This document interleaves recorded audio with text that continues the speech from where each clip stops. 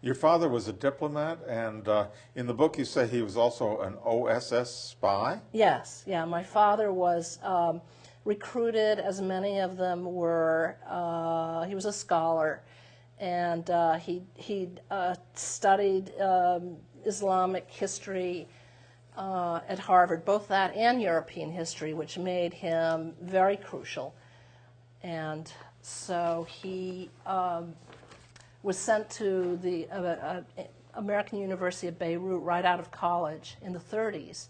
And that's when he switched from a German major to a person who became intensely interested in the culture of the Middle East, including Islam, Christianity, Judaism, all of it.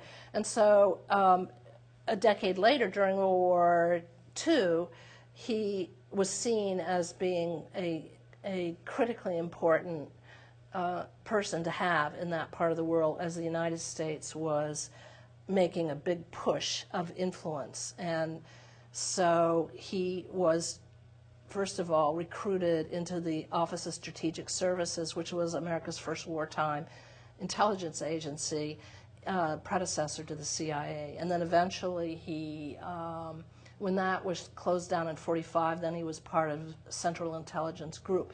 But the whole point is that he had a cover, and his cover was State Department, and he was cultural attaché, which gave him a lot of flexibility. He could move around and visit American institutions, primarily colleges.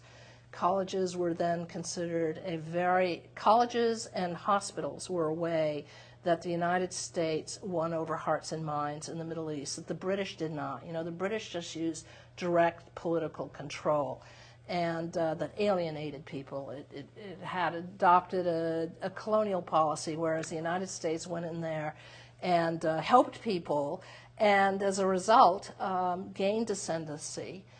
And it was through this helping that had begun at my grandmother's time and was furthered by the time my father's in there in the 40s, that won enough goodwill that Saudi Arabia gave to the United States the massive oil reserves in that country. And the Rockefellers, by the way, were deep into all of this, into funding medical, funding education, and helping pave the way for a huge holding in Saudi Arabia. And that would change the United States' relationship to the Middle East and become the dominant power. In the book, you mentioned that your father died as part of his work as a spy, and that was one of the motivating factors for you in writing these books? Well, I was 6 weeks old when he died, and as a child, I really didn't know that much.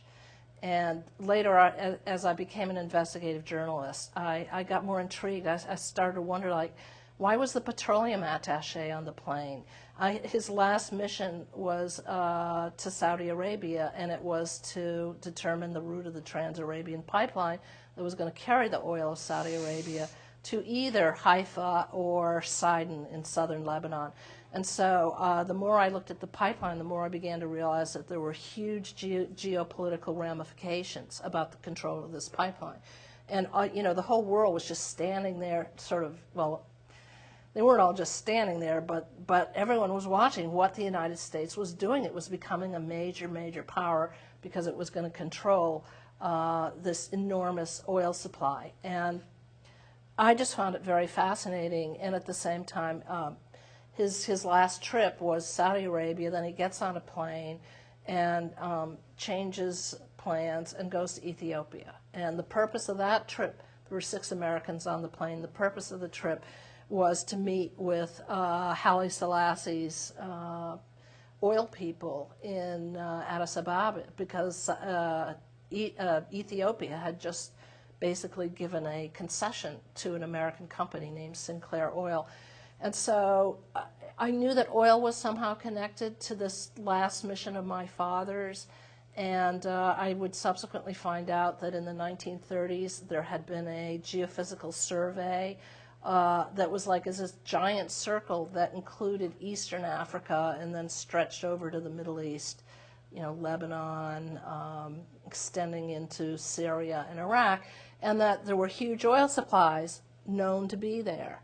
So the great game of oil was definitely at play, and all the great powers were spying on each other. My father being in charge of counterintelligence, that meant his job was to spy on all the other foreign spies. And it wasn't just the Germans. He got there thinking he was going to spy on the Germans, and he finds out he's spying on the British, the French, the Russians, the Lebanese. The state of Israel was becoming more of a possibility. So he was looking at political Zionists who were trying to further a state in Palestine. I mean, it was what he called a free-for-all, and I actually was able to get a lot of his documents declassified. So getting to this book, The People versus Bush, when I was watching what was going on with the war in Iraq and how the Bush administration was handling it, I knew that it was, number one, disastrous. You don't go into the Middle East with a sledgehammer. There's far too many intricacies and ethnic rivalries, and if you want to win hearts and minds, that ain't the way to do it. I mean, the time when the United States was really successful was between World War I and World War II, when it was helping people. I mean, it always had an ulterior motive, but the fact of the matter is the American University of Beirut is beloved. Many of the Middle East future leaders were trained there, and so have a loyalty, or had a loyalty, to the United States. So in those days, and my father could speak the language. He learned Arabic by being tutored in the Quran by a sheikh, a Druze sheikh. So all of that had changed by the time we got to Bush. And I was very distressed at both how Bush had maneuvered troops there. My own father had warned in 1943, God help us if we ever send troops into the Middle East. And look at what Bush was doing. He was sending troops in there on a lie. And this was very disturbing to me. But when people ask me, well, how did you end up, deciding that you're going to run for Attorney General and that one of your planks and your platform is the prosecution of George W. Bush for murder? My answer is, well, on reflection, probably something has to do with the fact that I have this long history in the Middle East, so that I feel particularly, one could say, confident that I knew that what Bush had done was really wrong, really bad, and that it was going to have horrendous ramifications for us as an American people, and that I thought that we should hold him accountable, him and Cheney and the rest of his team that got us embroiled over there. I was thinking of your personal history, as I was reading your book, The People versus